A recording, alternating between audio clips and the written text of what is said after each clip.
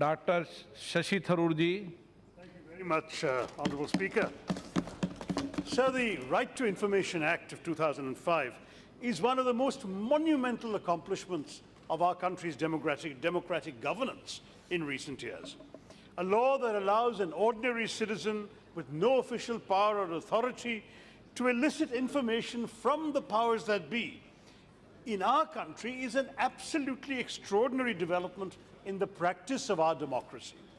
RTI has created mechanisms and platforms for the practice of continued vigilance of our government by, obviously, our ordinary people, our ordinary citizens, a remarkable attribute now of our democratic citizenship.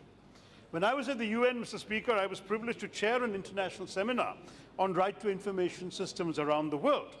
Though I was not yet back in India and not a part of our politics, it made me immensely proud to realize that how globally celebrated is our RTI legislation, which was held up by activists around the world as a model RTI law.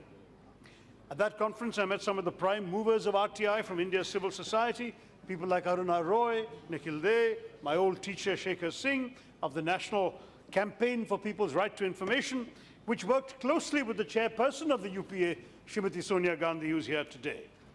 They had clearly understood that the key to the success of the RTI would be an institutional and legal mechanism which would not only be independent, with a clear and secure mandate, but also function transparently and be empowered to override the traditional governmental habits and structures of secrecy and exclusive control with which we are all so familiar. The purpose of RTI, Mr. Speaker, is to make us uncomfortable. When we were in government and now when the then opposition party is now in government, RTI is inevitably an instrument for keeping a check on the overweening power of the authorities.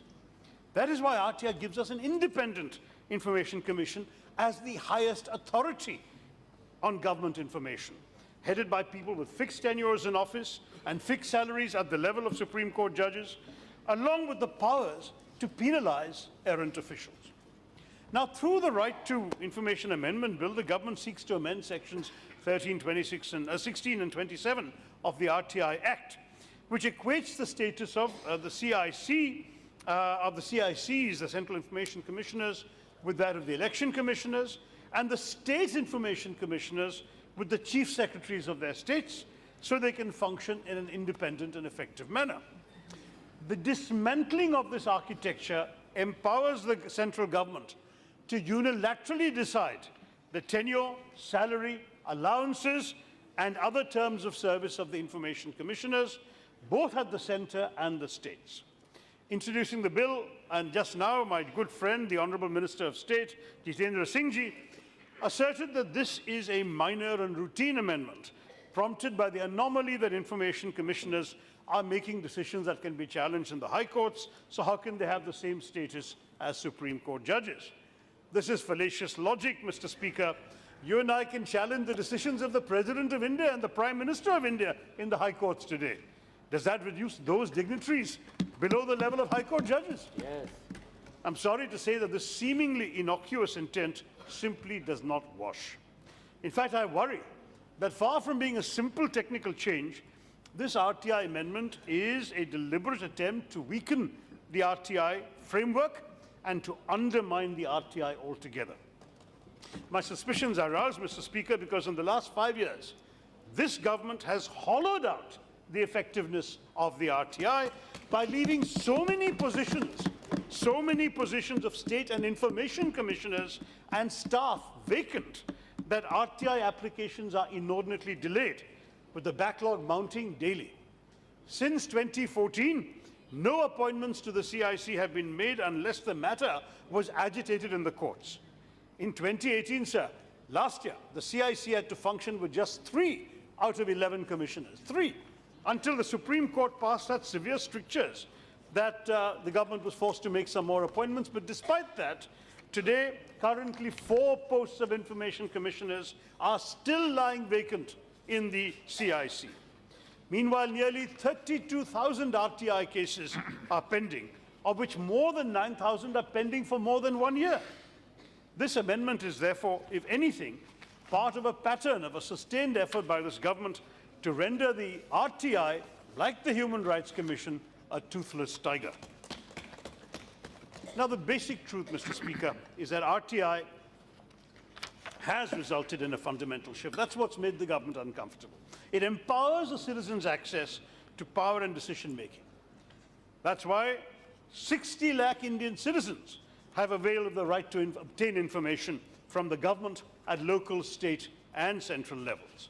Obviously, this makes RTI a challenge to vested interests at all levels of government because it threatens arbitrariness, misuse of privilege, and corruption.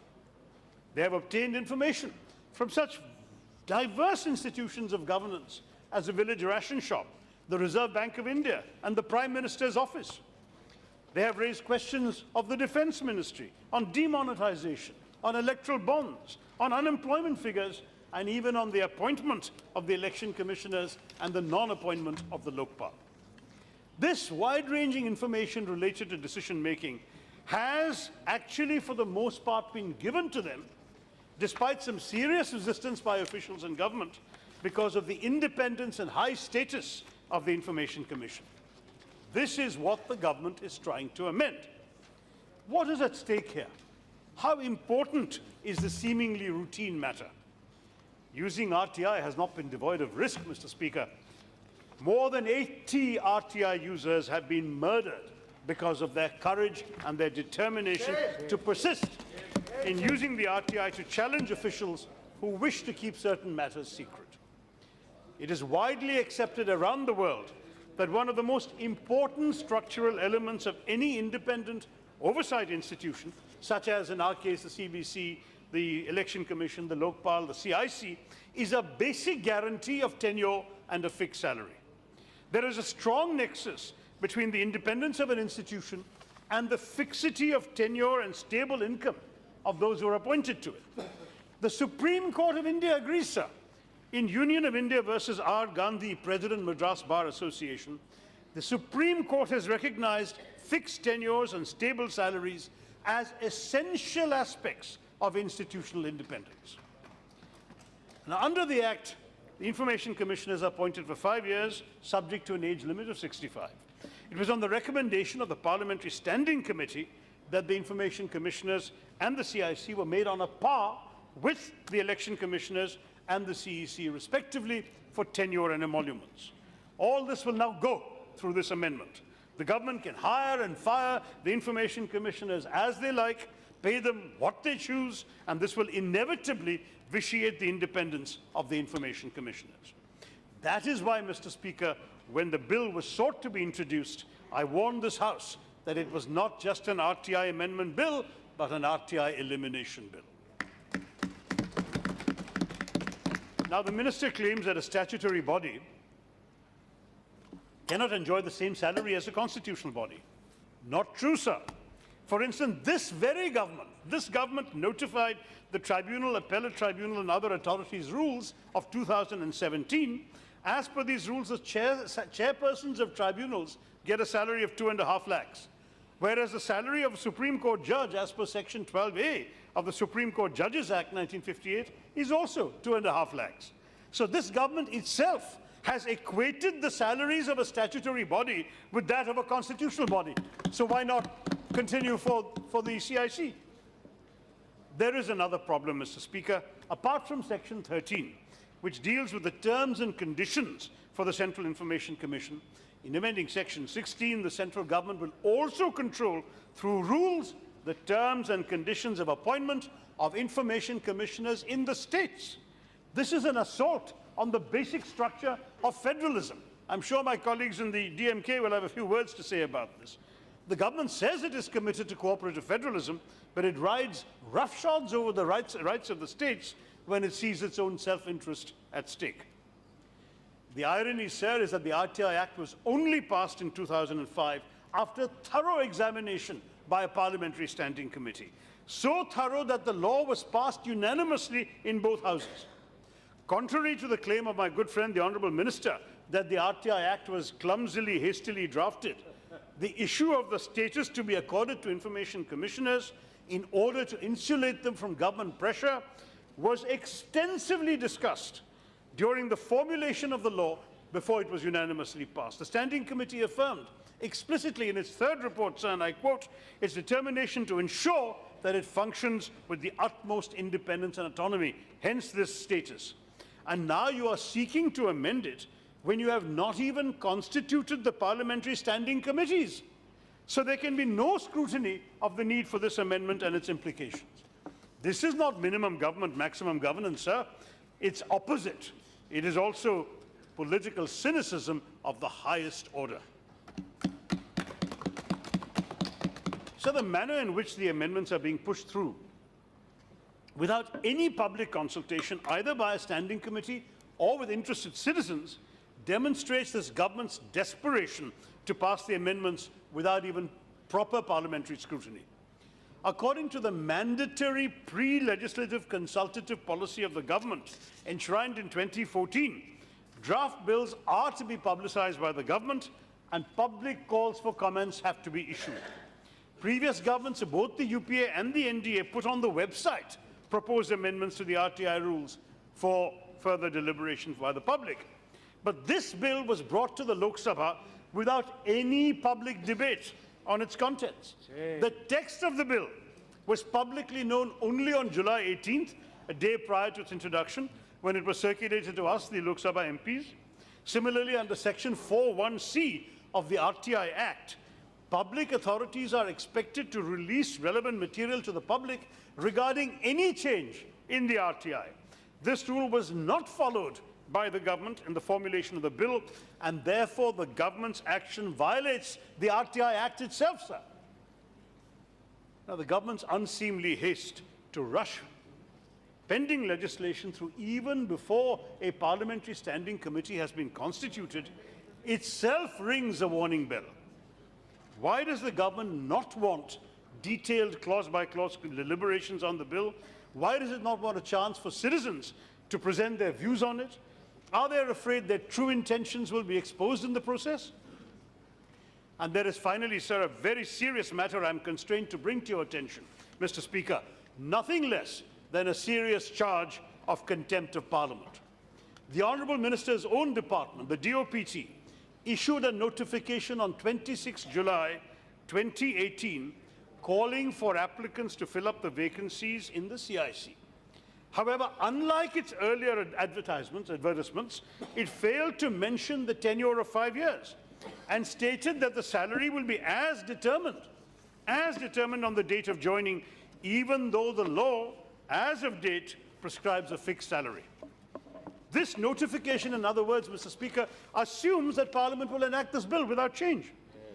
Further, in an affidavit to the Supreme Court, the central government said it has not filled up the vacancies in the CIC because the bill amending the RTI is pending in Parliament. This reveals the government's blithe assumption that Parliament will act as a rubber stamp to approve the text of any bill it brings to the House.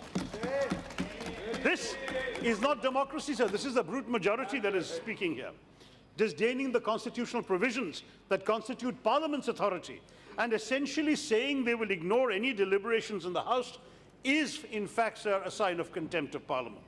I am not moving a contempt notice, Mr. Speaker, but I hope you will yourself give severe strictures to the government for this cavalier disregard of Parliament's rights. So why this desperation to violate every canon, every precedent, every convention, and rush through this bill? What has provoked this unnecessary amendment, Mr. Speaker? Was this because the CIC issued orders regarding the disclosure of the Prime Minister's educational qualifications? Was it because in the recent general elections, the RTI helped with the cross-verification of the affidavits of powerful electoral candidates with official documents? Was it because certain information commissioners have ruled in favour of disclosure of information that certain powerful officials would have preferred not to disclose? We will never know, but civil society organizations and RTI activists are openly raising such questions and expressing such concerns. In conclusion, Mr. Speaker, let me say that independent structures to regulate and monitor the government, to keep its power in check, are vital to a democratic state committed to freedom and justice. When power is centralized and exercised at the whims of those in power, freedom is threatened and our democracy is in peril. This is why we cannot see these amendments as a routine matter, but as a very serious one. They constitute a deliberate architectural change to roll back the gains of the RTI, restrict its independence, and regressively enforce power equations. The Commission, which under the law of 2005 had status, independence, and authority, will now function like a department of the central government and be subject to the same hierarchy as the government departments and same demands for obedience of the Prime Minister's office. I urge the government not to assume they will be in power forever. One day they will find themselves on this side of the House, and they will regret that they have destroyed the autonomy and independence of the RTI. This amendment bill violates the constitutional principles of freedom, of federalism, undermines the independence of the information commissioners, and severely dilutes the provisions of the Rti Act 2005. Given that there has been no public consultation on it, the RTI Amendment Bill should be withdrawn and referred to a parliamentary standing committee, and the committee should be constituted without further delay. My party, Mr. Speaker, cannot support such a regressive and dangerous piece of legislation in its present form and in the hasty manner in which it is sought to be pushed through. The Honourable Minister is a decent man. I would urge him not to make such a grave mistake that is completely unworthy of him. For all our sakes, before it is too late, please withdraw this bill. Thank you, Mr. Speaker.